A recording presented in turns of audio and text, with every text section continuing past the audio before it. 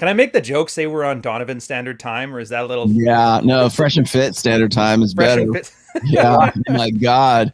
Yeah, I love you guys, but man, it's like 45 minutes. Jesus, is that? And I know. Look, is that like a? Actually, you know what? I'm not It's even a gonna go there running because joke. there's like Anybody that watches them knows that. Don't at me. Don't throw shit at me. Anybody who watches them knows exactly what I'm talking about. Dude, we used to get this in the military where like the COs, because they wanted to feel important, they'd make you wait like 15 minutes at parade standing at attention just so they could walk in with like a fucking coffee cup in their hand like a rock star just to feel important.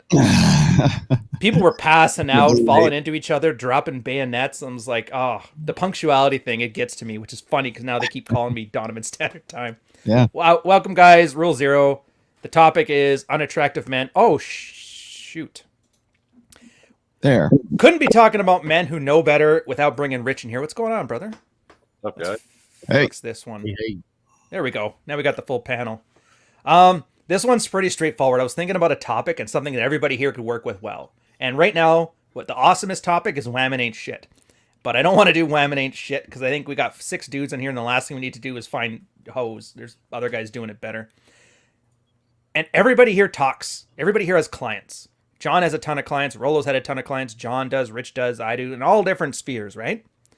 So why don't we point out the common unattractive stuff guys do? Basically the don't be this guy episode. Like, John, you've often said you've had more clients than all of us combined here. What's the well, you know, what's the biggest unattractive thing that every guy is doing coming to your doorstep that you see? Oh boy. And I did not say that, but I did. Nobody can touch the amount of men that I've talked to. Sorry, John. Yeah, Rich has probably worked with the most people. I'm just saying, almost 90 million views, guys. I'm fluffing you guys. I don't need you to argue with me about it. Just take it. Take the compliment. Go, John.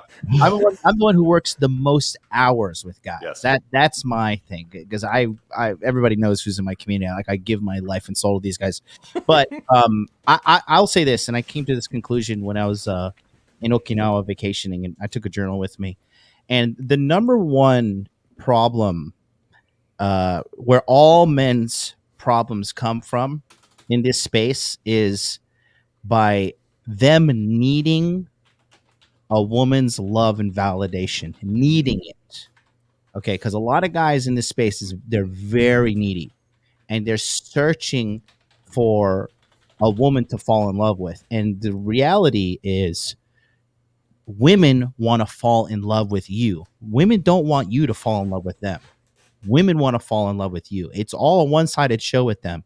And the moment they start to notice that you're falling in love with them and you're like losing your masculine frame, that you've been conquered, and they're going to move on to something else. So the moment you find yourself looking for a woman's love and looking for a woman's validation, that is the beginning of the end. That is the end all be all of all men's problems on everybody's channel that is being watched here. All these guys, Rich, Rollo, John, Rian, all the clients that come to them, all their problems start by seeking love and validation from a woman. You should have validation for yourself, and you should not be looking for a woman to love you. Her loving you is like icing on the cake. It's a bonus in life, but you should be able to go through life not really needing that. It's just a bonus. Fair enough. Well, I got another hour and 57 minutes to kill now. The topic's done. No, I'm just kidding. Rich, okay. So from the guy who's had more clients than everybody, what's the one thing you noticed? It's the whole. It's pretty closely tied into John's observation, and it's putting women first, putting them on a pedestal, not putting your interests first. As Rollo coined the term "mental point of origin." That's really what it boils down to. Is they're spending way too much time chasing tail, trying to throw time, effort, energy, and resources to pleasing women when they should really be focusing on themselves and applying that time, effort, and resources on themselves first.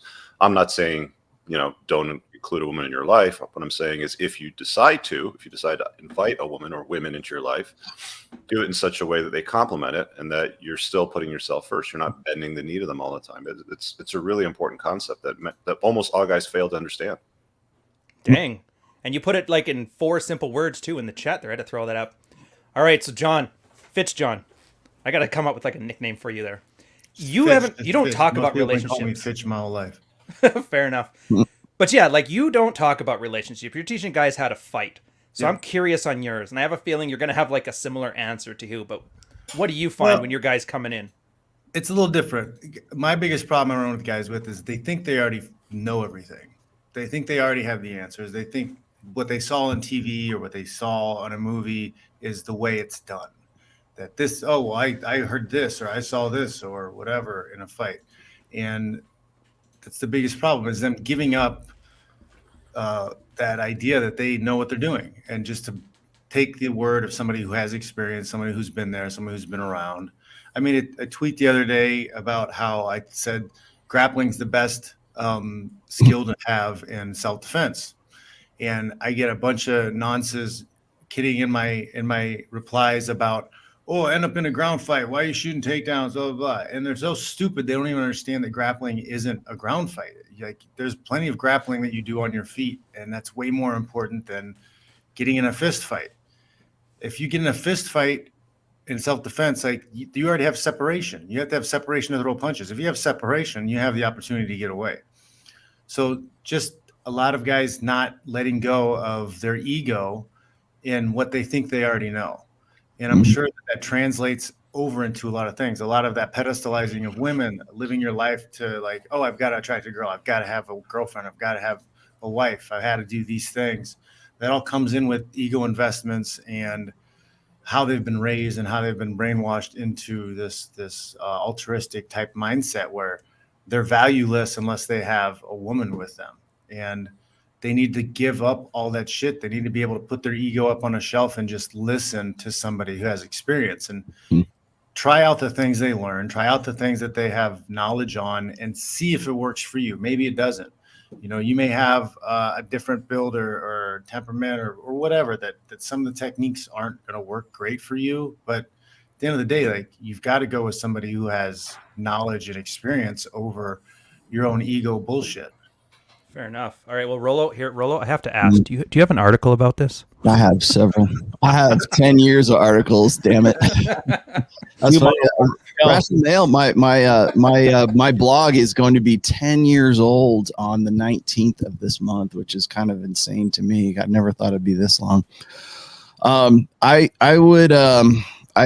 just a tag on to what Fitch is saying. There's a really great book by Robert Greene called Mastery, and in Mastery, the basic premise of the book is busting yourself down to be an apprentice. And I think a lot of guys don't want to do that. They think that like, just like what John was saying, I never like, I do martial arts as well. I have done, I'm not going to say which ones, because I'm not going to say which styles of martial arts I've done in the past. People know I've fenced before, but like I'm not going to say, because every time I do, I get into that same argument, Fitch. It's like, well, you know, Brazilian jiu-jitsu and Hoist Gracie, and they will jump. Everybody becomes an instant expert, right? Yep. And that's what I'm talking. That's what I'm. Yeah, exactly. Typo. That's exactly what I'm talking about there, right? Because the minute you say something, especially in like this day and age where we've got like, you know, everybody, like you said, ego invested in their own knowledge of things. There are so many guys online that want to prove their knowledge to the collective that is the internet, right? That's their social media, and they will never bust themselves down or unlearn the things that they have learned. That's really where you go back to mental point of origin. I think people need to understand that mental point of origin is not just, oh, put yourself first, right? That's the Tony Robbins bullshit version of that, okay? When I was writing the whole thing about mental point of origin, it's literally changing your mind about yourself, okay? It's literally internalizing the fact that whenever you're presented with a new situation, a new decision, things that you have to, you know, choices that you have to make for your life, that you are automatically by default, like subconsciously, you're the first thing that comes into your mind. Not your job, not your mom, not your wife, not your girlfriend, not your family, you. Because that's where all this starts. Like, what's best? You have to have the confidence to say what's best for me is what's best for the people who are associated and who are, you know, attached to my life. So the decisions that I make are going to affect them, but I'm making the best decisions for me, and as a result, they benefit from this as well. to get to that point, you have to unlearn years and years, like in some cases, a lifetime of conditioning that has taught you to put other people first, to put your wife or to, oh, what will my employer think? What will my mommy think? What will my dad think? What will my wife think? What will my girlfriend? What will my future girlfriend that I hope will love me as much as I love her think if I make these decisions?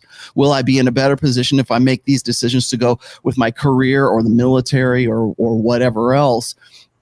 You're making those decisions based on usually what your female teachers have been teaching you since you were like 5 years old, right? You put her first, support her needs. You need to be supportive. You need to be an ally, right? You're taught from a very early age to be an ally. And the way that is done and has been done since the sexual revolution is to teach little kids, little boys, to put women first, to put their sister first, to put their mom first, to put be a good human. To be a good human is not to be male. It is to be like whatever they're molding you to be. And the way that happens, the first place that happens is changing your mind about yourself so that when you are faced with a decision, you don't think of yourself first. You think of how's it going to affect your family? How's it going to affect your wife? How's it going to affect your mom?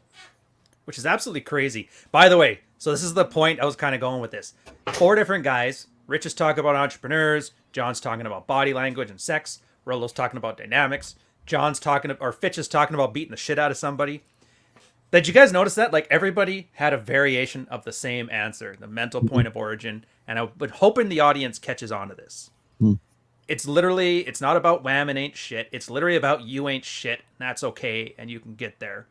And actually, here's another one. I got an open question for you guys. I don't know who's got the answer to this. Has anybody here tried to red pill your friends? Everybody has at some point. Oh yeah. How well did that We've go? all tried that stupid shit at some man. point.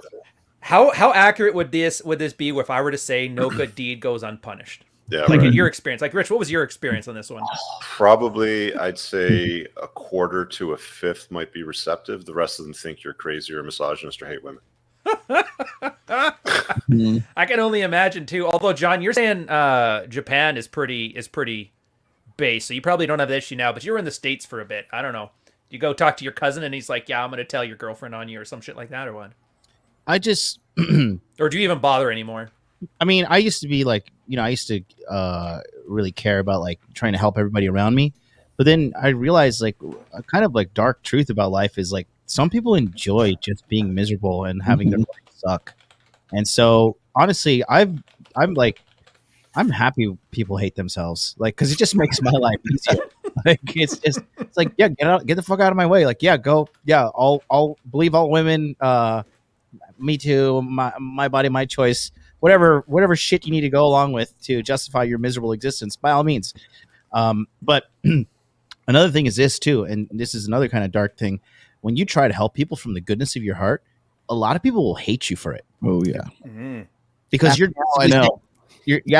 basically saying, you suck, you're not good enough the way you are, and let me enlighten you with how I am, and let me teach you how to do life the way I do it. And then ultimately people are just it's a growing resentment. And like, my friends have literally seen me come from poverty to 7-figure earner. And I thought they would be breaking out parades and like celebrating me and being like so happy for me. These fucking people hate me. And because what it is it holds up an uncomfortable mirror for them to look at themselves and be like, yo, this guy used to be side by side with me. And now he's like ascended to higher heights, and more people are likely to hate you for your success than to be happy for you. Yeah, people like telling themselves stories, and if you disrupt the story that they're telling themselves, they're going to hate you for it, because they get really comfortable in their whatever sad sob story or whatever bullshit they're telling themselves every day. And if you correct them or give them a way out, they'll try to destroy you for helping them. If you don't play by their rules, they think you're cheating. That's Well, people don't really want to hear fair. your opinion. They want to hear their opinion come out of your mouth is really what makes them happy. It's a pretty sad truth, but it's accurate. Well, they'll look at somebody like John. They'll look at the guys like they got Myron and Fresh, right? I mean, Fresh just bought a McLaren, for crying out loud. I mean, Which one did he get? I don't know. I'll let you know next week when I'm out there, though, because I'm sure he's going to come pick me up in it. Oh, good for him. Yeah, but so he's got a McLaren. They've got a McLaren now. And I mean, I remember in January they were like at 20,000. Now they're pushing like 450,000 views, right? Or subscriptions, right? Yeah, subs right now. And I mean, they've just exploded. And so what the first thing out of anybody's mouth is, oh, they must have made a deal with the devil, right? They must have like cheated. They're not doing it by the rules that I live by. So therefore you cheated. It's the same thing with John. John's making 7 figures. He must have cheated. There must have been he's scammy and there's something wrong with him, right? Anybody's success, especially if it's not, if it's not success by the rules that the old set of rules or whatever it is that they're playing by, then there's something wrong with you, or there's some kind of like scam that's involved. And maybe there is in some cases. The fact is that you're still ahead of them, and people don't like other people's success. Well, isn't that the rule of driving? Like anybody driving slower than me is an asshole, and anybody driving faster than me is crazy. Right, exactly. But here's where I was going with this one, Rollo. You were saying, like, ask me how I know. And, all I could think of was this goofy photo of, what's his name? Tony Bruno holding up your book about how great it was. And then not 3 months later, he's talking about how much of an asshole Rollo is. Right. And then he went from a hero to a zero just like that in his eyes. Yeah. And in another year, it'll be like, shocking? Oh, Rollo saved my life. Oh, can we do something again? Yeah. People need to make over $40,000 a year for us even to mention them on this channel. But I didn't. I could have picked like any one of 100 guys. Like Rollo, I've known you now. Kill your idols is what it is. It's the kill your idols dynamic. Is what it comes down to. Even I was almost there, where I'm like, oh, please, Rollo, don't be fat. When I first met you, please don't be fat. And you show up all lean. I'm like, I had no idea what Rollo Tomassi would look like. Right? Perfect example. I'll give you a perfect example. I'll dig up the picture because I took it just last night. So I was playing a gig last night with the band that I'm with, and I took this shot of me and the other guitarist CJ, and we were like in the center in the front of the club, and like I'm looking pretty. I've been looking pretty jacked, right? And what do you think the first thing everybody said on my Instagram and when I put it on Twitter? What do you think the first thing out of all of my hate? Yeah, exactly. Oh, looks like Rollo's on TRT now. I'm like, dude, TRT is not going to do that. Yeah. Those acorns aren't TRT big. You got to get those. What do they call them? The shoulder caps, where you're like, exactly. Yeah, you're not big enough to be on TRT. It's shoulder caps and traps that'll pop big time. Yeah. Like, what's the big crime, even if you are? Exactly. That's the other thing too. It's not like they can't do it. Also, you cheated. I can't believe he looks better than me. He must have cheated, right? Like that's it's a general attitude. It's not congratulations. It's not good for him. Like who was it? Fresh that got the McLaren. Yeah. Fresh went and he did the whole thing. I think they both bought it about what they broadcast. I'm not interested in drunk women being held accountable, but good for him. I'm really glad that he's achieved that level because I know he's a car guy. It's okay to be happy for other people. There's nothing wrong with that, guys. Yeah, well, it's not like he took your car. He gets his own. There's enough cars for everybody. They'll make more. Well, it sounds like he picked a 720, so he did, but good. It's a good choice. Hey, you know what they say? What is it? Good ideas borrow, great ideas steal. Yeah. Well, there's no original ideas. Correct, right now. Yeah. Everything's built upon something that came before it. Mm-hmm. Well, hell, if Fresh and Fit even is a great example. Okay, you guys were from the 80s. Do you remember that talk show? It was not Donahue, but it was that other guy, like that 80s loudmouth, and he just yelled at his audience and his guests. He faked the Nazi attack and drew the swastika backwards in the mirror. Well, not Geraldo, but Geraldo's a great example. I totally forgot about George. Yeah, but he brought the KKK and a black family onto his thing, and then like 3 minutes into it, they're all throwing shit. He took a chair in the face. Oh, that's that. It wasn't Maury Povich. It was Geraldo that got punched in the face. Geraldo, yeah. But you know what I mean? Like that's exactly the same thing we're going with here. I'll throw up the picture you guys are talking about. Oh man, he must be on TRT. Dude, honestly, like you look good for your age, man. Like that's what 51, 52? You guys have seen other pictures of me that I won't actually put up, but I've seen Rollo's dick, not gonna lie. Yeah, there you go. Good for you, Ryan. No pinches. It's the 720 model. No, but I'm hoping for the 5 different guys, 5 different experiences, living on all corners of the earth, and we're all talking the same thing here, and we all have the same experiences. Like Rollo has his Tony Bruno. Everybody has their own Tony Bruno in their life. Yeah. Rich, I remember. I have a One of lot your- of Tony Brunos, Oh, actually. you have, actually, yeah. To be fair, Rollo, you have the More most than Tony anybody on Brunos. this panel. But like John, that's one. They got. I don't even want to mention his name, but there's one idiot that's been trying to make his bones just off of not liking you, which is the craziest thing ever. The Mr. Smash Can of Assholes or Can of Smashed Assholes. Smashed assholes. Rich, I remember it was probably my favorite early story from your channel when I went to go start checking stuff before we had met. It was this story about you getting into business, like 16 years, and then the guy kind of like fucked you over from there. And it's not a perfect Tony analogy there, but you know what I mean? And John, God knows, between you and Dana White is your Tony Bruno. God knows the whole military is mine, but like every guy gets this, and I'm hoping people understand the whole point of this is there's haters, and they don't hate you, they hate your success because your success reflects their failure. Mhm. Like Fresh can go buy a McLaren or Fit can buy a McLaren. Well, I could have bought a McLaren if I had worked, but I didn't work. So it must be he cheated because otherwise it meant that I failed. And I think people have that hard time. Like John said, it's hard, man. I don't want you to tell me how to succeed, but I also don't want you to reflect that what I'm doing isn't working. Like you can't win. Do you think that's part of like men being naturally competitive? Like the dominance hierarchy thing? Do you think that has something to do with it? Because I think that a lot of guys discredit men that are above them because it tries to elevate them, right? So it's like, well, if I can bring this motherfucker down, then that brings me up higher. But it never goes that way. Your competition. But if I'm not mistaken, from an evolutionary perspective, that's what men have tried to do. Do throughout history is let's bring greater men down so I can appear of higher value. It's a lot easier to do that than actually do the work, acquire resources, learn skills, become better, than to try to discredit somebody and then do the work, right? There it is. Morton Downey Jr. is who I was thinking of. And yes. But I was thinking for your thing there, Rich, I was like, he faked an attack and he drew a Nazi thing on his swastika on his forehead, but it was backwards because he drew it in the mirror. But I was just thinking, Rich, with your whole cut down the tall trees, I'm like, tell me you pay Canadian taxes without telling me you pay Canadian taxes. That's the Canadian tradition, man. We always cut down the tall trees. That's why the most successful Canadians are Americans. Jim Carrey, Gavin McInnes, Steven Crowder, all those guys, the first chance they made success, they're like, I'm out of here. I mean, Rich, if your daughter wasn't there, you'd be gone in the Bahamas right now or Turks and Caicos. I'd be on a triberman zipping around the ocean at 14 knots with the wind behind me. Damn straight. Heck, John just said, fuck it. He's in Japan right now, the least Western place ever, and he's loving life. Dude, John, I'm surprised you're not in somewhere right now with some island girls. I that was June.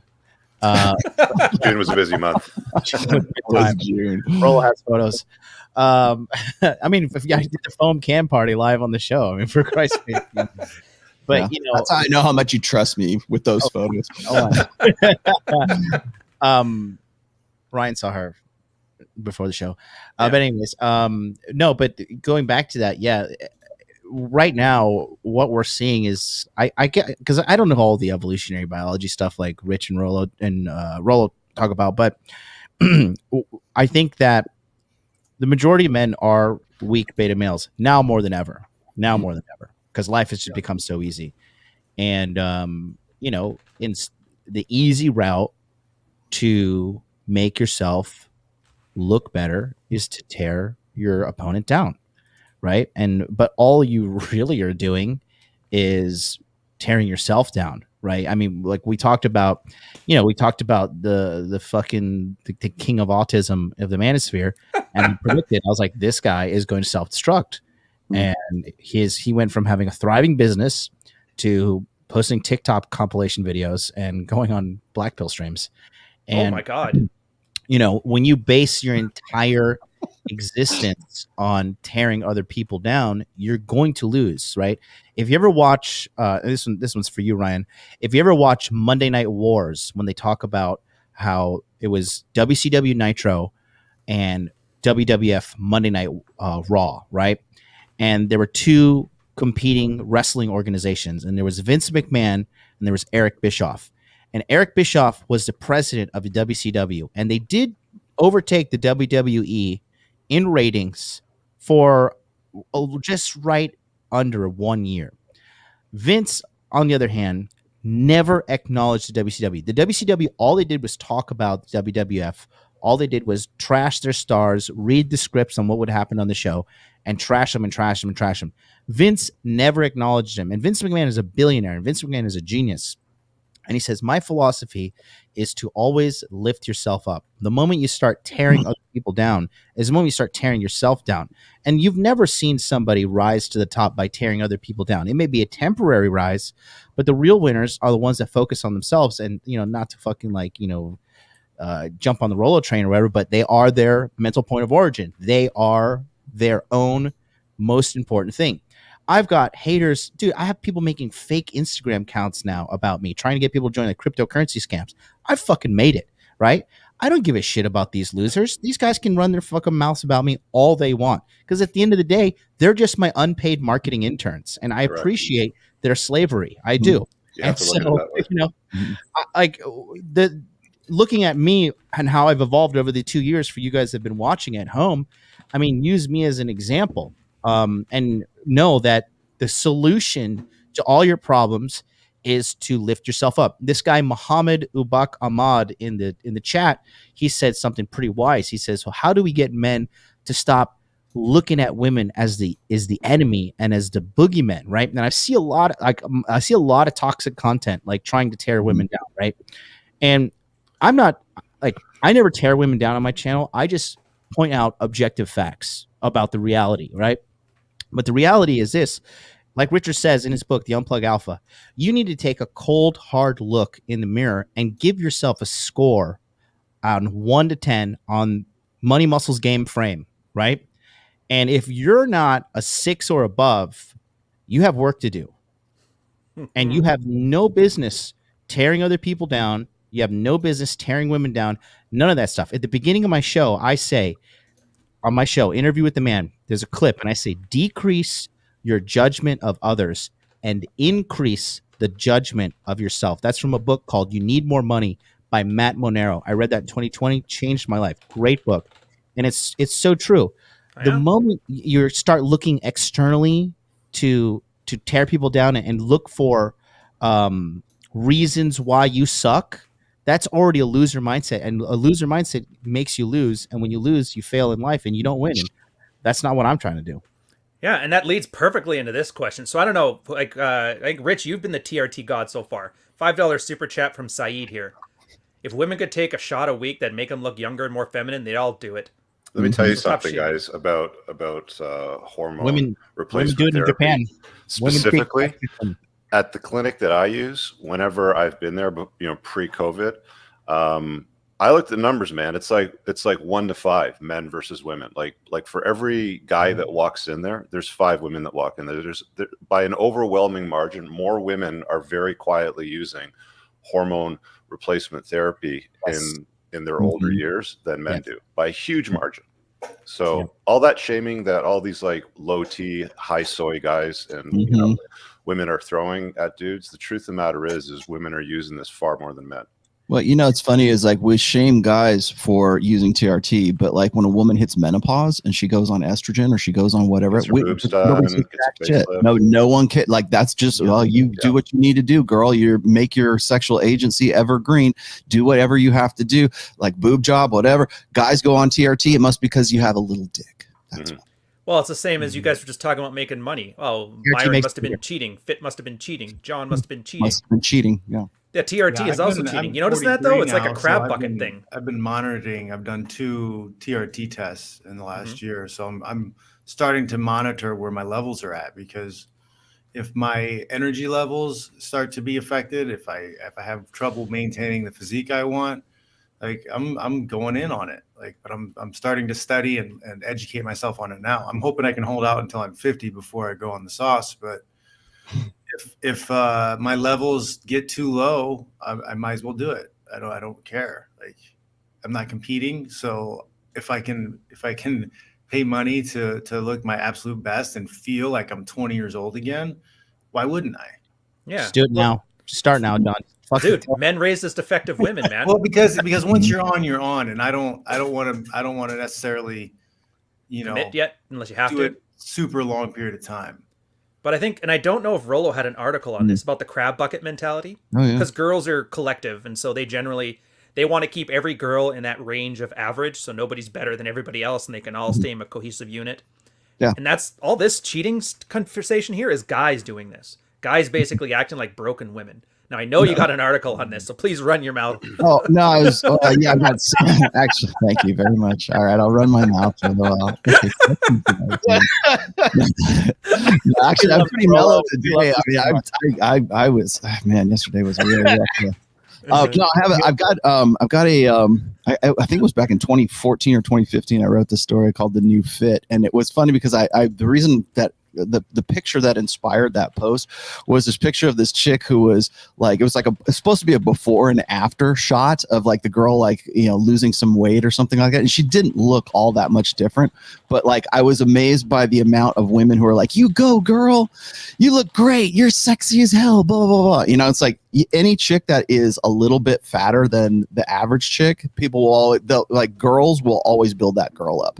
Or one of the reasons why we have like fat acceptance and we have like, body shaming or whatever that, whatever Roosh got into trouble on Dr. Oz for, that kind of stuff. It's usually because women want to, like the crab in the bucket analogy, which is, the crab crawls to the top of the bucket and the other crabs in the bucket pull him back down into the bucket. So no one ever really gets out of the bucket. Right.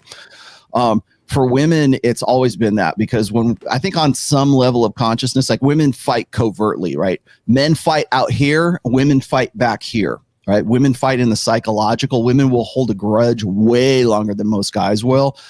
It's always this sniping. It's always this psychological warfare with women. And part of that is understanding that their only real agency in life is their sexuality, right? Or how good they look, how available they are. That's why Instagram is such a big deal. It's why OnlyFans is such a big deal. But when you put that into terms of how like women deal with other women, they understand on a covert level, like they're not going to say, oh, you're looking fat, girl. Nobody's going to say that, because if they look fat, they don't want somebody else to tell them that too, because they want to believe that they should be beautiful at any size, right? So that's number one. Number two is, if a woman knows this, she's going to give that girl positive reinforcement, because it keeps her where she's at, so that the other girl can sort of like lap her on the track of life, right? Or lap her on the track of like sexual agency. So if she looks a little bit better, she's going to reinforce that. Now, what you just said a second ago, yeah, guys are doing that now too. Like guys will try to like sabotage, or it's like this kind of like it's sneaky fucker game, but it's amongst other guys, right? So it's like guys trying to like build up other guys by like, reinforcing their deficits. Like, oh, you just live your truth. Or what's that guy, Justin Baldoni? I just did a thing about this guy when he's talking about like the man enough thing. Ryan, you were on with me when we did that. With that guy, Top Button. And so here you got this guy who wants to redefine masculinity, and he's got this new YouTube channel, and he's having like trans men come on, and they're like, oh yeah, this is the new masculinity. You go, man. And it's like exactly the same language, the same narrative, everything else, only they have penises instead of vaginas, and it's exactly that same mentality. Dude, that they, or I don't know what the pronouns are, but that they person looked just like a Stone Toss comic, and it made me laugh. I'm like Jamie Farr from MASH is what the guy looks like. Yeah. He does, a cross-dressing Jamie 100%. Farr. He looked almost identical to Jamie Farr. And that's funny, because he just wanted to do that to get out of the Korean War, or not Vietnam War. I forgot that's what MASH had to do. Mm-hmm. Here, this is a good one. I don't know how to answer this. This has never heard this before. Rich or anybody else dealt with low estrogen? My T is fine, but my E is crushed, and he's natty. I'm assuming he's a dude. So one of the things that happens when you go on testosterone replacement therapy, even at a therapeutic dose, is you're going to convert more testosterone to estrogen. It's a natural process. It's going to be accelerated if you have a lot more body fat, because there's an enzyme in your belly fat, like around your waist, which will convert more of it. So the fatter you are, the more you'll convert to E. So for the most part, for guys, they have to control it down, not up. But if your E is crashed, you're going to have issues with like sore joints. You probably have some cognitive function issues. You might even have libido issues and performance issues in the bedroom. So you can take, what can you take to increase your estrogen? Well, my buddy just didn't take estrogen blockers after doing a stack. Boy. So Yeah, but I mean, he's Yeah. natural. So I mean, if you want to raise estrogen, you're probably going to have to increase your testosterone, because the more T you have, the more of it will convert to estrogen. So you can do that with DHEA. You can do that by going on TRT. If you want to do it other ways, read Estrogeneration by Dr. Anthony J. And he talks about all the environmental estrogens, which are basically estrogen mimicking compounds in your body. Things like toiletries with like zones, benzones, oxybenzones, stuff like that. Sunscreens that are not zinc based. Drink lots of tap water that's got lots of estrogen in it from women peeing their birth control pills out because they can't filter that out in the water Plastic system. bottles. Yeah, dude, that's the pandemic that nobody's talking about. put like lots of plastic bottles in the sunlight, let them get hot. The estrogen will go into the water. Like Good do idea. all of those things if you want to increase your estrogen, and eat eat more lots of soy. drink IPAs and eat soy. Have lots of soylent beverages. From, Go vegan. Go vegan. Eat lots of soy. Yeah, all of that will boost your estrogen. So. We finally found a use for all those flannel-wearing masculine brands with like guns, coffee, and beers. Yeah. Follow their advice to fix the problem. If you live in the Absolutely States, funny. you can get DHEA over the counter without a script. So You can join the liminal order. That'll do it. drop off your girlfriend to get slammed by some Oh. dude. Dude, I feel bad. He's never gonna live that shit Oh down. my god. He could be, I flew to space, I stopped the rocket, I stopped the asteroid, and everybody just posts that article under. Aren't you the guy that cucked himself? Proudly. So hot, dude. All right. I know, poor guy. Yeah, let me listen to new content creators. If you have some embarrassing shit in your past, delete it 6 months before you go live. People in the chat are like, who the fuck are they talking about? Oh, Look it do up. we want to give the whole story of this, or do we want to stay on topic? Maybe just find drop either a way. link in the chat and they can open it up. Yeah, and let stay on them- top. All Stay on top. Don't even give that guy. That guy is a fucking loser. Forget about him. Wow. Ah, that's fine. To be fair, now that Vaush is on Tim Pool, I kind of miss having Jack Murphy there. Dude, let me tell you something. Ouch. Vaush is god, go look. It would take a long time to explain who Vaush is, but he was on there with Charlie Kirk recently. I Had thought a it debate. was like a code name for Roosh. Yeah. No, Rich Beverly Hill Trust Fund baby decided he was a communist, and he's like running that grift. It's pretty impressive. Like I Wow. said, he's getting the views. He's basically doing the fresh and fit thing, but it's like communist, if that makes sense. Yeah. So everybody's saying it's not cheating. It's the same roadmap. And don't say you have to be a masculine brand wearing flannel. This guy can talk about, how the Russians, no communism was tried, and he's still able to make it. So there's a way to carve your own McLaren out of your life if you just focus. Oh, man, Tim Pool is worth about. I looked it up recently. About $4 million, just this side of $4 million. No shit. Yep. Just for going on Vice and doing drugs in Russia. Yep. God damn. Yeah. I'm not gonna lie, guys. The Yeah, fact leave that that all of us don't have content, those yeah. $1 million awards like John and Rich have here, I'm kind of feeling like I need to nut up. I Yeah. don't think Rich has $1 million. Work to do. awards. I'm just saying I have one. You only have one? Oh, Yes. all right. I think a lot of I mean, just to sort of swing this back to the topic, and you guys, I'll take this on the chin, but I think guys need to be more red pill about other guys right now, like understanding like men's nature. Like if you want to be like completely red pill aware, you have to understand men's nature and women's nature, Yeah. and it's very easy to figure out women's nature is very easy. It's guys and accepting that and working within that. You want to know why guys have a really tough time unlearning the things that they've learned, like unlearning all of their blue pill conditioning, is because first of all, there's a point of pride, of course, but there's also the idea of disadvantaging yourself, even in the temporary sense, so that you can become better later on, right? So unlearning things that you want to know what I think the biggest problem guys have when they come to this sphere, or why they can't like unplug from the matrix, is because it would require them unlearning the stuff that they've essentially built an entire life on. Yep. And now you're saying, no, dude, all that old rule set that you were playing by, no one plays by that anymore. And you need to unlearn what you've learned, and you need to relearn something else. And again, God forbid somebody like Rollo Tomasi or whoever can help you do that, especially if you've learned this sort of in a religious sense, or if you've learned this in something that's like really built you up. The most difficult guys to unplug from the matrix are guys who have succeeded in that blue pill conditioning. And then suddenly they find themselves on the ass end of like, you know, a divorce or whatever else, and they don't understand what's going on. And they're looking back at their lives and going, well, the reason for my success or everything that I've done to achieve what I've achieved is because I played by these rules and this rule set, and everybody else should too. And unplugging that guy is the most difficult thing in the world for guys who are on this side of it. What's the thing? Why would you want to? Like, John, I know from your fighting thing, right? You've already seen like the very predatory practice that Mr. White uses, and there's new fighters going through the thing. Are you walking into every fighter that's trying to get a UFC ticket and telling them what to be in for?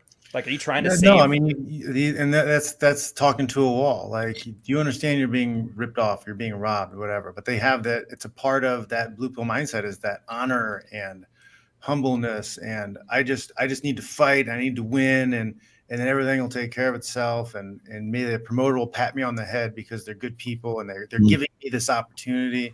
Like there's no personal there's no center point of origin really. Like the point of origin comes from the promoter, like the acceptance or the how can I make the promoter happy? How can I make how can I make daddy happy? How can I get daddy to pat me on the head? If I do what daddy says, then I'll get rewarded. And if people are complaining, like, oh, you're just mad because you couldn't make daddy happy. And that's quite literally the conversations you have. It sounds like that's what they're saying. It's like they're talking about their little daddy and they're having this father relationship with them. It's like, oh, well, you just weren't good enough to make daddy happy. And that's why you didn't get the money. And if I do better and make daddy happier, then I'll get there and I'll be taken care of better. Dude, and that's for a dude. I'm assuming a male promoter. And those are we're just talking about grown men who like fight other grown men in a cage for a living. Guys who grew up in favelas where they had to like knife fight for breadcrumbs so they could have enough energy to go to jiu-jitsu practice, you know, and they're still waiting for daddy to pat them on the head and tell them they did a good job. It's crazy, isn't it? It's almost like guys are kind of like designed and bred to be thrown on the fire. Yeah, and they're disposable. Absolutely crazy. Always have been, always will be. Yeah, well, John, I mean, you basically had to fly to literally the other side of the world to get that shit out of your life. I remember you've told the story. It's a very heartwarming story. I know guys don't see it at the start where you're like, everything you had was like not working for you. Fucking money's not working. Female's not working for me. Their fat's not working for me. The money's not working for me. At that point, you had nothing to lose, and you had two choices. I can rent a van, pull an Elliot Rodger, or I can move to Japan and carve out my fortune. Obviously, you got the exact opposite of an Elliot Rodger award on there with your... Can I talk about it again? Your $1 million award? Fuck yeah. Absolutely awesome. He's got this little glass trophy. He's got his first $1 million from like Teachable there. That's how amazingly good your body language mastery course is. Absolutely life-changing for a lot of guys. Myron Gaines was one of my first students. No shit. Fuck, look at that. So he like owes you at least a ride in that McLaren. But you know what I mean? Like, there's the choice you have to make. Rollo, you're... oh, look at that. It's in. Nice. That was fast. They got that to you quick, eh? Yeah. Nice. But yeah, do you remember your story where you were with that bipolar chick or borderline? I can't remember which one. And you were like staring at her, and then you were staring at the door. At the door. Mm-hmm. Yeah. Make that decision, man. You stay here and you wallow in the pit of misery, or you can go. And you know, I'll tell you what's funny is like people really want these like these pithy little devotional quotes from me, right? If I go on, I can go throw out any kind of aphorism, and people go, oh. Yes. And I actually included this in the first book, which was I think I was describing that situation that one time when I was trying to I made a decision to get out. Really, that was really the first time I really decided to do something. The decision was going to be made for me, right? Am I going to stay here? I'm going to leave. And then so I quoted it as this. I said, we are so entrapped by the things that we think we're responsible for, our liabilities, and we don't realize that we have our. I think I said it. I'm paraphrasing myself here, but we don't realize that we have. We're in jail, but we have the key to get out anytime we want. We're just scared shitless to use that key, right? And I used that key at that time. And people are like, oh, Rollo, wow, so profound. What a philosopher. It's like, no, man, that was just the most obvious, like way I could put it at that time. And it sounded really philosophical then, but it's true. You decide what you get to do, right? That's the definition of power. It's not like money. It's not like influence. It's not status. It's not clout. It's how much control over your life do you actually have?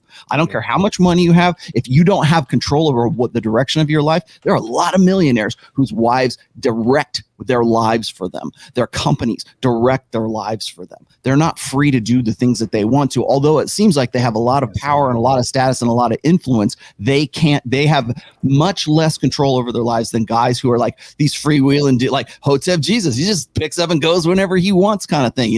Like guys who can like make that decision to do what they want to when they want to. That's very rare. And that's really, when you think about power, what are you using power for?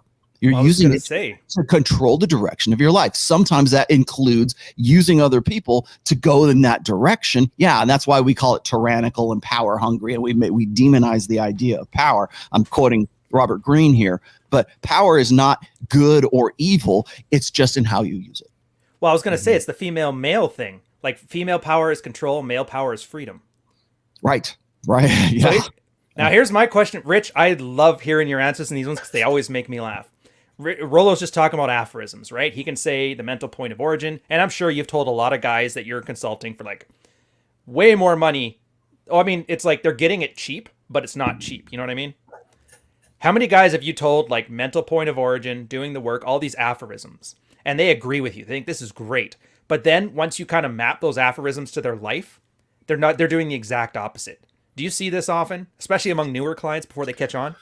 All the time. And I mean, like lately for the last year or so, I've been focusing most of my one-on-one stuff with 7 and 8 figure professionals like entrepreneurs, lawyers, doctors, airline pilots. And they're just the same as any other like average guy. One of the things that I've noticed that's I found very interesting is most of these guys don't have a lot going on in their lives. Like they don't have hobbies, they don't have passions, they don't have interests. Like they're older, they're 40, 50, they've acquired wealth, they've been very successful, and they're looking to date younger, hotter women because they don't want to deal with older women with kids in tow and all the other baggage and drama that comes with it. It's like, all right, well, you've got to invite them into your world. Like, what do you have going on in your world these days? It's like, well, I bought a house that I think I'm going to renovate. Okay. You're gonna pick up a chick that's 15 years younger and tell her to come over and check out your house that you're thinking about renovating. Like you got to kind of, be able to offer them something more than that. There's got to be something interesting. It's like the whole Dos Equis dude is like the most interesting guy in the world. You've legitimately got to be that guy. And they're really just still focused on chasing the tail. And I mean, like the big risk for most of these guys, there's many layers to it. Like it's very complex when you deal with this sort of stuff, but when you peel it all back, it's like, they still simp for girls. They still bend the knee to women. That's really what it boils down to. It's just the complex layers of how that extra layer of money, wealth, and assets in your life can expose you to greater risk. Dude, I was just thinking that Bezos flew to space. There's like maybe 20 people in the world over the history of Earth that have ever gone into space. Civilians, yeah, for sure. Yeah, or anybody, like less than 100. But that's the point. It's the most exclusive club that exists. What does he do? He fucking loses $100 billion to a middle-aged woman to sleep with another homely middle-aged woman. Yeah, right. Like, where is the master of the universe there? You know what I mean? That's why I always laugh. A lot of guys that like they follow Rich, but they don't go on his private community. They don't read his books. They don't actually find their hustle. They just like feeling it. Like Rich will give you very inspiring stories. Will show you the nice car, and they're like, "Yeah, I feel like I'm a part of it." That's not even Rich's channel. That's all of our channels. Well, it's all of the channel. Well, I'm not very money focused, so I'll opt out of this one. Not even talking money. I'm not even talking money. Like, oh, you mean like success porn? Just like getting better. Like, it's very sad to say this, but it's true. Like, I would say 85% of our audience doesn't take action in what we're doing. Mm-hmm. I don't know if you guys would disagree with that, but absolutely. Like, like I said, I did the entire Inner Game July, right? Which is like how to sort yourself out financially, how to get your muscles in sorted, how to like read good books and like take care of yourself and lift yourself up as a man to become a better man so you would have a better selection of women around you. Lowest viewership my channel has ever had in the last 2 years. Uncomfortable truths don't sell, man. Just hot, steaming red meat, boy. Oh, I'm gonna tack on burgers. John, I have numbers to back 100% what you're saying. I have guys still talking about that stupid, short-haired, high-value woman who did the reaction to Rich's channel just an hour ago. They were still ranting about her in the chat, growing out her hair and shit. Meanwhile, I have got literally in between that time, 20 different videos. A guy who was so desperate for a blowjob from his wife, he was willing to nuke his marriage. A guy starting at nothing, going from like all that shit. And I can literally point to the numbers, and I'm not even joking. John is right. Everything else is like 10 of 10 on the videos. And as soon as I put a whammon ain't shit, it fucking skyrockets. And it bothers me. It bothered a lot of us behind the scenes. That's why it's never been easier to stand out from the crowd of turkeys and soar like an eagle today, is because most guys don't want to do the work. And I hate to say it. I mean, it's like, if you want to get your way in the world, and I'm not talking about just women here. I mean, like in general, success, having options, having the ability to maneuver, having FU money, like traveling to where you want, doing all kinds, like money solves a lot of that. And so does success and reach and social influence. Women just happen to come along with that because, hey, guess what? Hello, guys, we've learned women are hypergamous. They just want the best they can get. Well, be that guy. But, when you start telling guys, hey, don't be a fat pig. Hey, like, why don't you do something with your style? Like, you dress like you're freaking 12. Like, and you start having conversations like that. They're like, okay, I'm going to go over and see another channel now. Because all that really is, guys, and I've coined this term in the last month or so, is red pill masturbation. They just sit around, they watch one guy, the next guy, and they consume content. Sometimes it's outrage porn because, you see stuff where, women are held accountable, or, guys try to hold them accountable, and that creates drama. And there's a lot of, like little nice sound bites and clips that come out of that can go out in social media. And that's very effective. But are you on the ice trying to score a fucking goal? Or are you sitting around in the arena watching everybody else chase excellence and play the game? Get in the fucking game. Get in the arena. Yeah. Let me ask. In the world of half-assed, the guy with his all ass hanging out's the king. Let me ask John something. John inspired me like not too long ago, John. So I'm just gonna reveal this. But like you were saying, hey, guys want solutions. Do you think guys still want solutions after like the low viewership of like, say, what Ryan's talking about? You can offer solutions and guys will be like, yeah, thank you for that. Give me the 12 rules for life. Do you think they actually even use those things? Do you like, is it really about that, or is it selling them solutions, or is it just like they're going to actually take those solutions and they're going to put them into practice in their lives? Well, first caveat about the viewership on my channel. My channel is shit. So yeah, but you have a reach that's outside the channel. There's a lot of people with like shit channels that do a lot better on other platforms. Like you're way bigger than I am on Instagram. I'm just talking shit. No. My channel is pretty good. No, but the thing is, like, I have access to back end data, right? And so body language mastery, pandemic pickup, SALT, right? All my courses. I would say. So you have accepted the truth. Thanks for subscribing. That's what you would say. All right. But I would say this. So from the people, and I have back end data, like I can clearly see.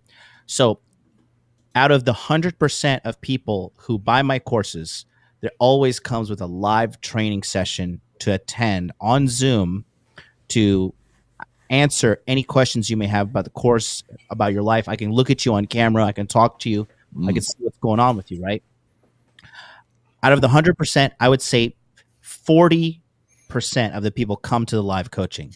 Ooh. Out of the 100% who buy my courses, I would say only 65% actually open the course and watch it. And out of that 65%, the people who actually finish the course from A to Z is probably around 15% of people.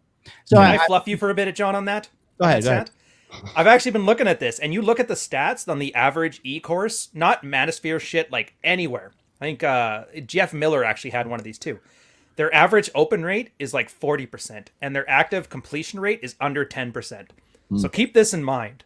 Like, even when these abysmal, it sounds horrible, right? But John's course is actually crushing the competition. The average man is even worse than the average red-pilled man. So that's something. There's something in there. I got it. It's a light at the end of the tunnel for you. And again, like I said, I shared the sentiment with Richard when he says that you know, like it's never been easier, dude. I have no competition. I have, and my biggest strength is don't give up, and I always critically analyze my mistakes and optimize to succeed because I have a massive chip on my shoulder. That's it. Those are my two superpowers, right? And like I said, the thing is this too. Once you start winning, especially at the because a big part of my success is because Richard coaches me and humors my text messages and fucking calls. he told me straight up first. He's like, when I first met you, John, I thought you were a fucking loser, and I was. And you know, but I did the work, and here I am. You know, I'm going to put John on a Playing to Win episode in August, so tune in for that. We'll do a good 90-minute chat about that entire story. Yeah, and the thing is, the thing that separates me from all the other people in the 1% community and all in this whole red pill sphere is it's very simple. They say knowledge is power, and it's not true. Knowledge is not power. Taking action on the knowledge you receive is power, because we're the most knowledgeable generation of humans that has ever existed. Right. Everybody knows shit more than ever. We're also the biggest fucking bunch of losers, collectively speaking, as humans in human history, right? I mean, look at America. 70% of people are overweight. So you have accepted the truth. Thank you for subscribing. Overweight and or obese. I think 40. I think I was listening on Joe Rogan Experience when he did the interview with Young Mi Park. Phenomenal interview, by the way. Is that that Korean chick that escaped North Korea? Yes. I haven't seen it yet. Okay. It is fire. You should check it out. I downloaded that shitty Spotify app to watch it. But you know, I think he said something along the lines of 48% of all Americans are obese. 48% of Americans are obese. So just by not being a fat, disgusting lard of shit, fat pig, you are already above average. Yourself above average. Yep. You are already above average. People don't want to go back to work right now. In Canada, Ryan and Rich can tell you, Canada is just giving people money to stay at home and be losers. Oh, the debt is insane. People don't even want to go back. They're like, I don't want to go back to work. I'm Rich, okay. They're giving away Rich's money is what they're doing. Yeah. It's all right. I'll say this, just from how this bubble's increasing real estate, I'm going to accidentally become a millionaire. I won't get a trophy like John, though. Yep. But the $1 million won't be worth much. Before Justin Trudeau applies capital gains tax to your principal residence, because that's the next thing that's coming. Ah, son of a bitch bastard. All right, we got to get out of here. Guess I'm moving to Korea now, just to be, you know, slightly different, but the same as John. Join the Tekken StarCraft circuit. Hey, they drink a lot. You'd fit right in. Oh, perfect. Well, I think you're right. I think the reason I asked that is because it seems like, and you guys have taught me that. Well, actually, I learned this the hard way. Man, thank you very much. So you guys can beat me up and get your licks in here. But like I've learned in the last like 2 or 3 years to care less. And to like, because I think it helps me appreciate the people who actually want to do the work. When I'm like, okay, I'm operating from the position now, like this guy's not going to take this to heart. The reason why this guy is even asking me, or the reason why I'm doing this, like like Ryan, you were talking about, like, you know, red meat plays better on YouTube right now, and I still don't want to go over and just be. I could very easily do that. I could very easily just go all red meat all the time, but I'm always trying to put like sort of like the nutrition into the red meat kind of thing, you know, the steak and the sizzle. But it's like you have to choose your battles now, because you know that there's a lot of guys who aren't going to have the wherewithal to do that. And that's why I respect Rich for, like, you know, people say, well, Rich, he charges like what? I don't know what your rate is right now. $1,000 an hour, $1,200 an hour, whatever it is. $1,000 an hour. 1,200?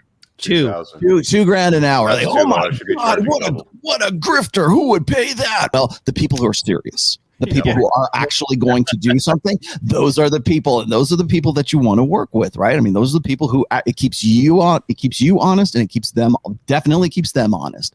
And so I've learned to care less, because I still want to work with, like, when I work with people who I see some sort of potential, like I'm working with Kevin SaveaHo right now. I was working with Myron and Fresh for, you know, back in January, all the way up to where they're at right now. We collectively, Rule Zero, we're working, like, Fitch is part of the extended family. Sterling Cooper is part of the extended family. Aaron Clary, who I've known for forever, is part of the extended family now. We have guys that we're Paul Benjamin, that we want to work with. But I think we have a better filter now as a result of just sort of having to deal with the idiots that we've had to deal with for as long as we have. And it's not because we're like being greedy and we want $2,000 an hour. It's because it helps us stay on point, helps you stay on point, and we're working with the people who we see potential with, right? I'm at the point right now, I don't want to work with people that I don't see potential in. Yeah, well, Rich taught me this lesson. I had to learn it the hard way. I was charging like $100 a session when I was doing consulting, and he's like, keep charging. And I'm like, why? He goes, because after you have 5 clients a day, great, you're helping people and it's cost affordable, but don't you notice you have to stare at the fucking wall and watch paint dry because they're burning you out? Mm-hmm. I'm like, yeah. And he's like, so keep charging more. I'm like, why? Keep charging more until you like the people you work with. I made it to 500 and then I just quit. I was like, I can't do this. It wasn't worth the money. I'm like, I'm just going to buy alcohol with it and drink myself to sleep. But you're right. There's a, I'm not going to say who this guy is, but you know, he may be watching, but there's a guy that was, a coaching client of mine, and I was giving him a clear no on a situation that he wanted to be a yes, right? Mm-hmm. And what he ended up doing, he ended up booking a session with Offie Kingdom. And Offie Kingdom then was like, no, this is very bad. Do not do this. This is a bad way to go about living. And then Offie said no. Then he went to King Dre. And Dre was like, no, this is a clear no. Do not. Me, Offie, and King Dre were talking behind the scenes, and this guy just came up. We were just like, wait a minute, is it this guy? And he lives in this area? And then Offie was like, is his name such and such? And us were just like, because the male hamstring is real. A lot of guys. Yeah. That's funny. He was looking to get permission to do what the fuck he wanted to do anyway. It's going back to Rollo's question. Going back to Rollo's question, right? Do guys want solutions? They want their solutions. Yeah. First and foremost. And again, I'm not trying to turn this to like the shit on the audience session, but like, you know, we're here to give you, like Richard says, the cold hard truths. And you should just be in like, you know, if John were to like Fitch criticized my my MMA little training session that I had recently, and I wasn't like, well, fuck you, John. You know what? You know, no, I was just like, oh, this motherfucker fought George St. Pierre and fought champions and earned $1 million+ in fighting. I'm gonna shut the fuck up and listen to what he says, because that's just the most logical conclusion we should come to. But again, most guys, it's just they can't park their ego, and if you're a guy that can't, if you're a guy that can park your ego, if you're a guy that can take the advice from somebody in a position higher than you, then you will succeed. And that's the biggest X factor is are you going to give up or not? But other than that, I mean, it's just simple. Hey, Ryan, put up that super chat from Asanji when you get a chance. Yep. What we're doing is ultimately is we're weeding out all the people who really don't want to improve, because there is that small percentage of guys that will step forward. They will pay the money. They will put in the effort, but it's a small percentage of guys. Well, that's what I always think of. It's the ain't shit guys. They're just kind of subsidizing those who give a damn. So let's see here. What are we talking about, Rollo? I think some game actually fixes a lot of problems. Facing rejection obliges you to up your looks and financial state. Dude, absolutely. The boy nailed it. See, that's the guy I want to work with right there. Understands it, right? Well, and then my other question is this and I think, Brian, I've asked you this before. Do you think guys get into this sphere usually because they want to get their girlfriend back, right? They want to figure out how to make things right. They want to figure out how to turn the sex spigot back on in their marriage or whatever. I want to fuck my wife, right? So they get in that sense, and then they realize that the red pill is a lot bigger than just game and PUA. And I'm not saying that that's not an important aspect of it. It definitely is. But then they realize that it's also about like understanding yourself, understanding the nature of women, understanding the dynamics between the two of them, and then understanding like, you know, social skills that they lacked, or understanding like why things haven't worked out for them in the past, and then coming to terms with those things. And I asked you guys this, do you think that maybe it's just the fact that like they don't have these social skills and we're teaching them these social skills? Are we the teachers now? A big problem is that the social skills aren't there because people are raised under a different, you know, paradigm of how things actually work. Yeah. So they don't have like the actual, you know, human behavior. They don't understand actual human behavior. They have this fake, you know, screen of how it's supposed to work and being nice and all this other bullshit. So like they spend their whole life living thing in one way, and then they start to realize that, oh shit, like human nature is not what I've been told, and they have to let go. They have to let go of that old self and that old idea. Every one of us on this panel has had this happen, has had this. I'm sure you've had this. You've had a client, you have somebody, even just a super chat or whatever. And these guys will say, I don't know how to interact with other guys. I don't know how to give other guys shit. Right. Like most of these guys see like, shit talking or just like guys being guys as like hazing or bullying, or they weren't the kids that it's like lost art, because you're not allowed to bully or say anything mean anymore, because everybody's a snowflake and will melt away. There's like clips literally of us guys on other YouTube channels that are in the dark corner of the webs that are literally taking each of us hazing each other or just being men, and they make it into like, oh, see, he's gay or something like that, right? Are you frick? Like you're really that fucking stupid. If you know, and I'm going to be on Masculine. By the way, I'll be on Masculine Geek tonight at 6 p.m. Pacific, 9 p.m. Eastern. But I'll be on there with Vince. And what's funny is like when I go on, John's like comes in whenever I play like D&D with these guys. Oh, look, these guys are look at them. They're where is they? Oh, yeah, like that kind of stuff. Like we're geeking out, and everybody wants to see. Oh, there's something wrong with these guys.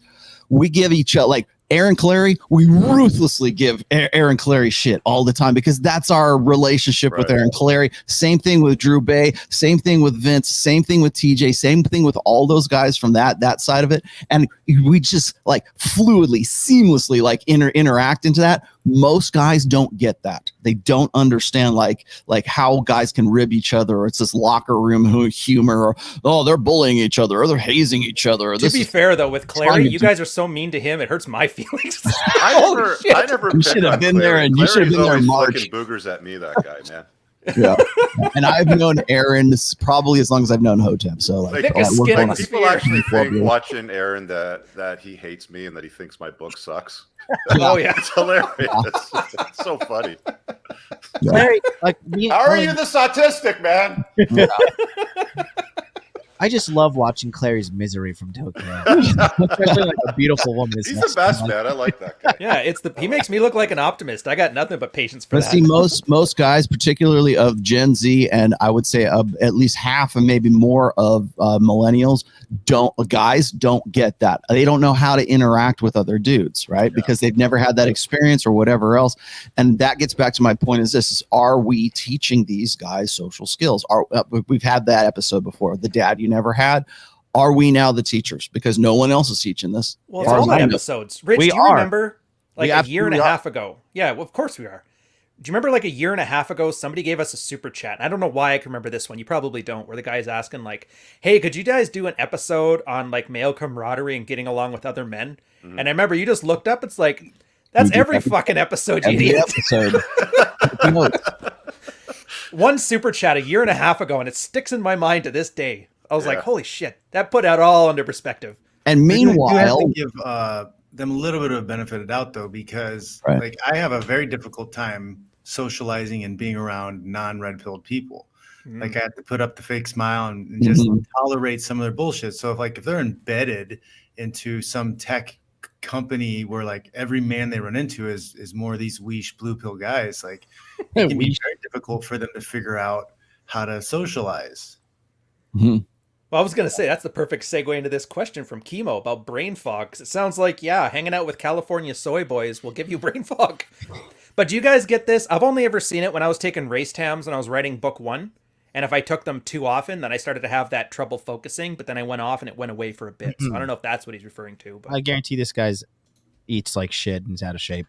Yeah, it's mostly got to do with your gut and intermittent fasting, man. If you want to like get clear, like if you have brain fog, don't eat for a day, because all of a sudden now your stomach is like, dude, I need food. There's a problem. You need to go fucking solve it. And then you'll have wicked mental clarity. Mm-hmm.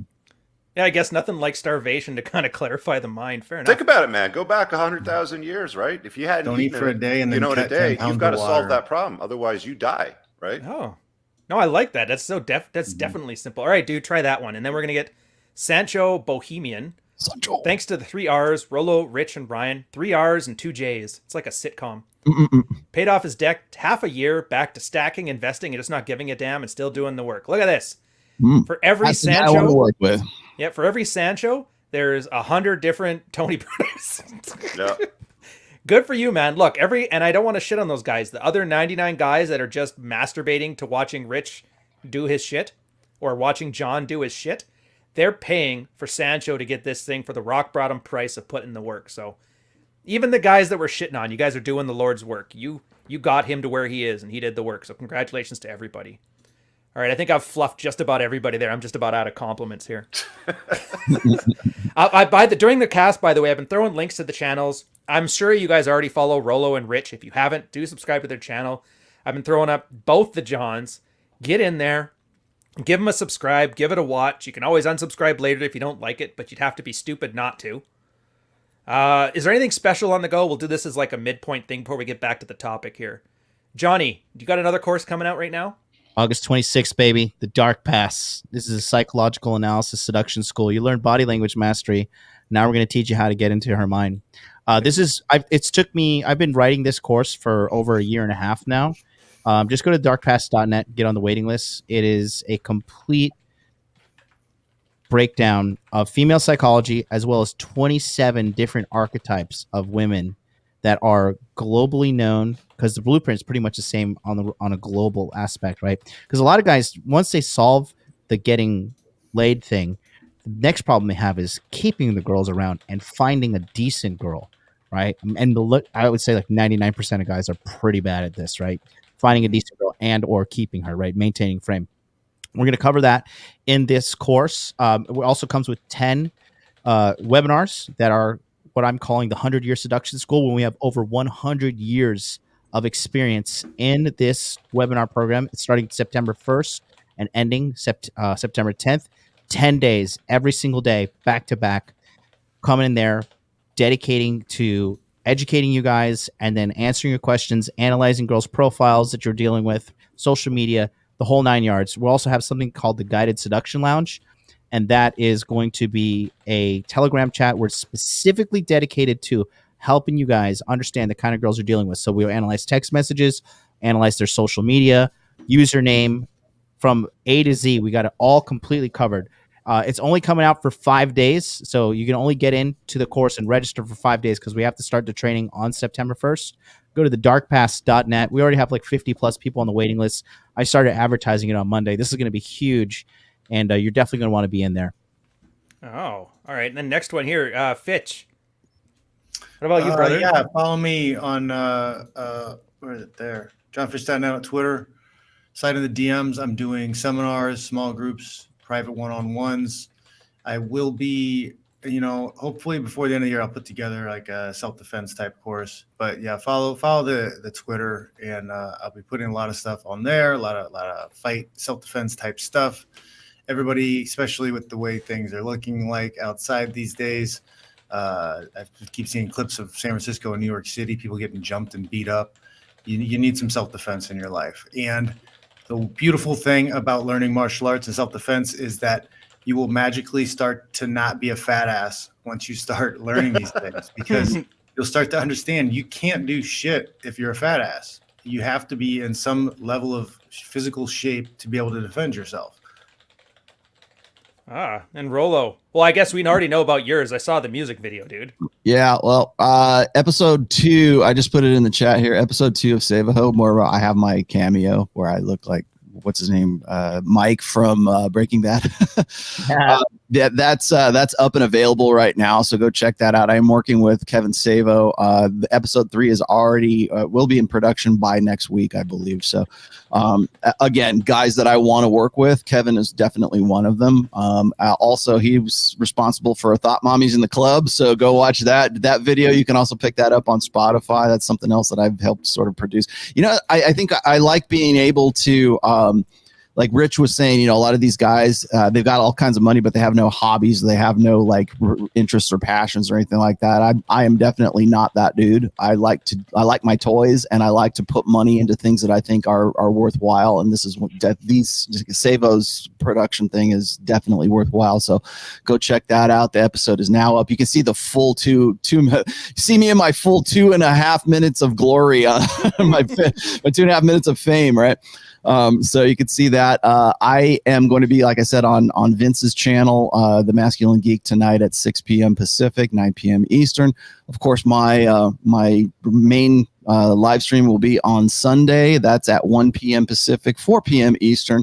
And just to head you guys off the past, because I know I'm going to get this question. People keep saying, well, where's the audiobook for book 4? It will be the first week of September. I've got a new reader, this guy Trey, and it's really coming along nicely. So that is definitely, I can give you a definite yes. Beginning of September, you will have the audiobook for book 4. Book 5, which is based like the mechanics of game. I'm going to call it the Player's Handbook. People talk me into it. So yeah. Nice. So the Player's Handbook will be up and available hopefully by the end of this month. I'm going to experiment with Gumroad first.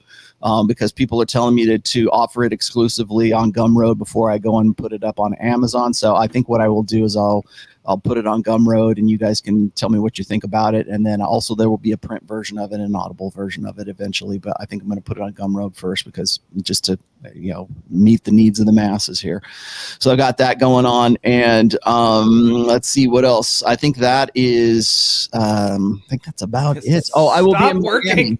I will be in a Miami next week. I'm going to do a very in-depth episode, and perhaps a very dangerous episode on I can't say the word on YouTube.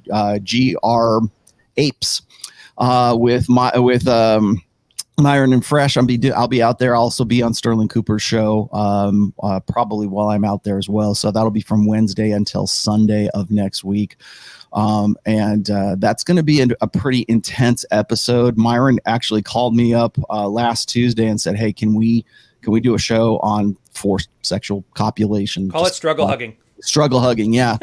Yeah, because I guess he got into it with one of the guests on there, and he says, we really need to hit this. I go, we have to hit it, but we have to be really bulletproof and have our homework done. And so now we're both sort of collecting our data and our stats and everything else for that one, and we're going to try to say the word without saying the word. So yeah, that ought to tell you something about that show. So that'll be on Friday of next week.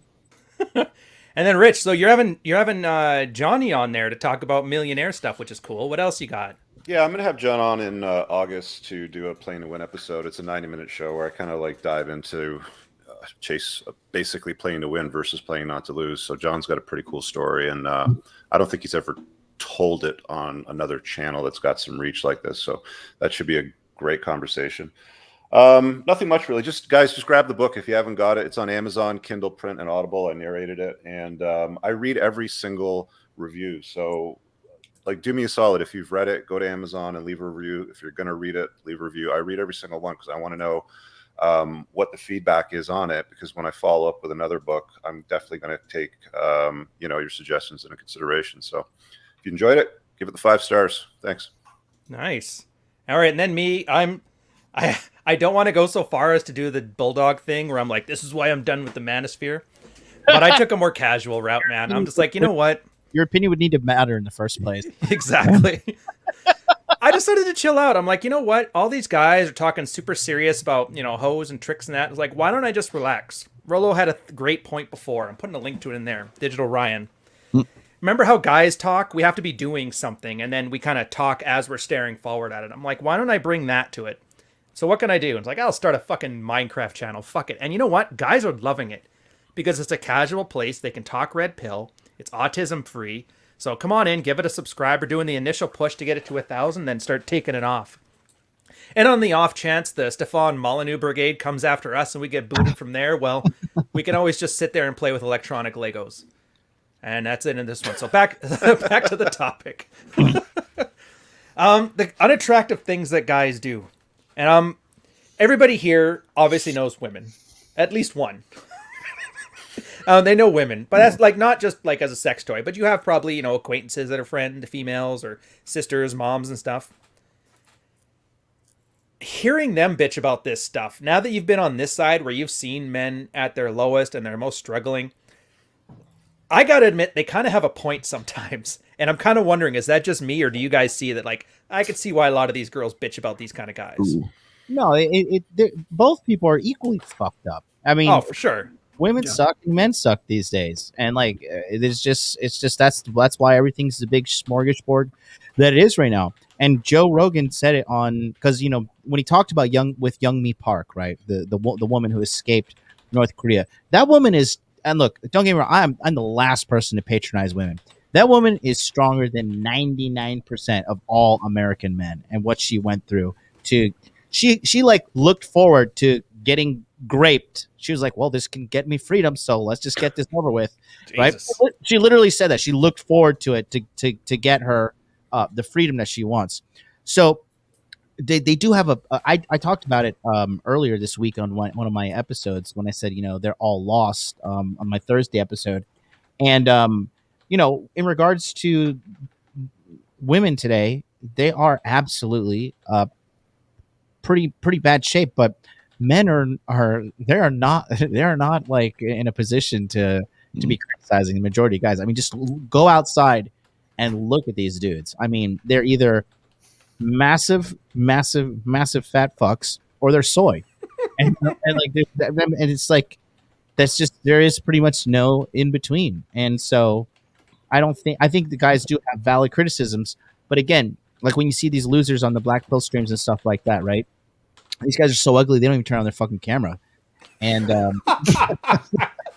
don't even, so you're that viewer. they don't even turn on their fucking camera. They're so goddamn ugly, and they're throwing all these rocks at women. So I think that there is validity to an extent, because when I go to America, like I have to fucking smoke weed to tolerate just how terrible the women are and fat and gross they are. And so I understand. I legit get depressed when I go to America. I get depressed every fucking time. Well, dude, you were getting angry there for a solid week. I remember that. I've just skipped the anger and I just go straight to depression now. But I mean, there is some validity to that. But at the same time, like you have to be like, you can't throw stones if you live in a glass house. You know what I mean? You can't be Mr. Sensitive when somebody says, well, maybe you should fucking lift some weights and not make $21,000 a year, you fucking fat loser. And I don't think they have glass houses. They're fucking homeless. Yeah. You have to have a house to begin with. I was going to say is I think, again, it goes back to like doing the work, actually being involved in the success of your own life. But like, yeah, it's true. I think that I just did well, actually it was a couple weeks ago, I did an interview with Robert Kiyosaki on his channel, on his podcast. I don't know when it's coming out. It should be like within the next week or so. But I did a straight up just one-on-one with Robert Kiyosaki, and Robert kept making the point like it's not men versus women. And I go, no, it's not. That's not the point of all of this. I keep saying, like men and women are better together than we are apart. But you're right. Both men and women really suck right now because men don't understand their own natures. They're not willing to accept that, because generally it's because they've been brought up in a blue pill conditioned life, believing in one set of books, and women and their guys are believing in another set of books, right? And so you've got this sort of mismatch between the two. They've always, what was a joke, like PUAs pretend that they have what women pretend that they don't want. That's the difference between that, is like it's guys who think that looks shouldn't matter. Oh, then looks are all that matter. Then it's money is all that matters. No, it's not money that matters. It's game that matters. And it's like, and so it's this constant, like whatever their deficit is or whatever their strength is that's compensating for those deficits. That's what it's all about. It's always worked for me. I've always had enough money that women wanted to get with me. Okay. So it can't be about looks. It can't be about game. And again, it's like, I think what we need a guy like Kevin Samuels to like hold guys' feet accountable, like make that the red meat. That'll never be a red meat show, by the way. It's like, dude, guys holding other guys. I do every Monday is I hold men accountable. Yeah, for their I know. I know. And do it's they like get the reach of trying to hold drunk women accountable. No, but that's okay. Yeah, exactly. That's who I work with. Exactly. If you're like running women up the flagpole, that's always going to be, that's a successful channel right now. But you go and you hold guys accountable, then it becomes this pissing contest, because the very fact, Rich, the very fact that you have a channel that does that means that there's something wrong with you. Who hurt you? There's got to be some, you think you're so, why do you have to put yourself above other people, Rich? Because now, because you're doing this. So therefore, the only reason anybody would try to like hold men accountable is because they don't want to like look inward. They don't want to like look at their own faults. And so it's this never ending cycle, and guys will never get out of that. They don't want to bust themselves down. They don't want to become apprentices. They don't want to be told that they're living their lives the wrong way. It's like telling a parent, you've raised your kid the wrong way, except you're the kid. You're the one who's lived up to that point, and your lived experiences are based on bullshit and based on lies. And here's how you can help yourself. How dare you? How dare you tell me those things, Richard Cooper? Who the hell are you? If you want to piss off a Karen, all you got to do is infer that her decision makes her a bad mother, and watch the sparks fly. How dare you? Yeah. But that was your point. Now the average guy that's masturbating to Rich's videos is basically acting like that Karen, and every time Rich says, "Hey, fat fuck, stop eating," they look at him like Karen just got called a bad mother. Mm-hmm. It's weird. It's basically like we have to talk to men like they're women now. Well, it's because they were raised by mothers who are like, no, you're not fat, you're healthy. You're mid-sized. You're just big bone. Right? So like you're telling them the truth, you're calling their mother a liar. And they get really upset about that. Dude, women are patting themselves in the back too about that. Although I guess the point isn't about shitting on the women, but I just feel bad. Like this whole thing is like, women are so solipsistic that they raise sons to like serve them. Yeah, that's how solipsistic they are. They don't raise sons to like be good virtuous, sons, to put a dent in the universe, to be good men, to attract women in their lives. They raise sons to serve them. To ensure their long-term security that Correct. They couldn't ensure with the guy that actually produced that son. Dude, that's like you should look up solipsism somewhere on a Wikipedia, and that story is explained with a picture of the mom and like the boy. Dude, Promise Keepers, that's your article. I had to write a whole thing on that. Part of my red pill journey was realizing that my mom bitching about my stepdad to me turned me into the guy who never wanted to be that guy. The guy that slept with a bunch of women and had a great life. I'll never be like my old man. Yeah, then I forget. Well, he held on to a girl for 20 years. How bad could he have been, right? Right.